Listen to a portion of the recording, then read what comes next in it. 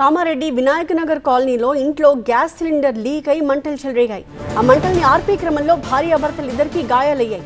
Spot కి చేరుకుని fire సిబ్బంది ఆ మంటల్ని అదుపు చేశారు. 4 గోడల మధ్య మంటలు ఏ స్థాయిలో ఎగిసిపడుతున్నాయో దృశ్యాలు మనం చూస్తూ ఉన్నాము. దృశ్యాలు చూస్తే ఇంట్లో గ్యాస్ సిలిండర్ చూస్తేనే మనం ఉలిక్కిపడి భయపడిపోవాల్సిన పరిస్థితి కనిపిస్తుంది.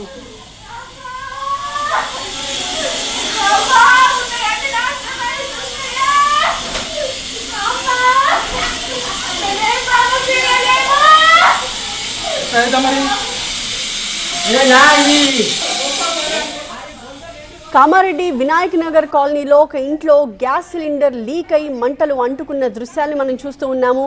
అయితే మంటల్ని ఆర్పే క్రమంలో భార్యాభర్తలు ఇద్దరికీ కూడా గాయాలయ్యాయి.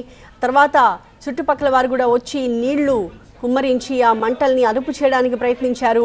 ఒక దళసరి క్లాత్తో దాన్ని కవర్ చేసి మంటలను అదుపు చేయడానికి రకరకాల ప్రయత్నాలు చేశారు. కానీ వాళ్ళ వల్ల కాలేదు. ఫైర్ సిబ్బందికి సమాచారం అందించడంతో వాళ్ళు స్పాట్కి చేరుకుని ఆ మంటల్ని కంట్రోల్లోకి తీసుకొచ్చారు.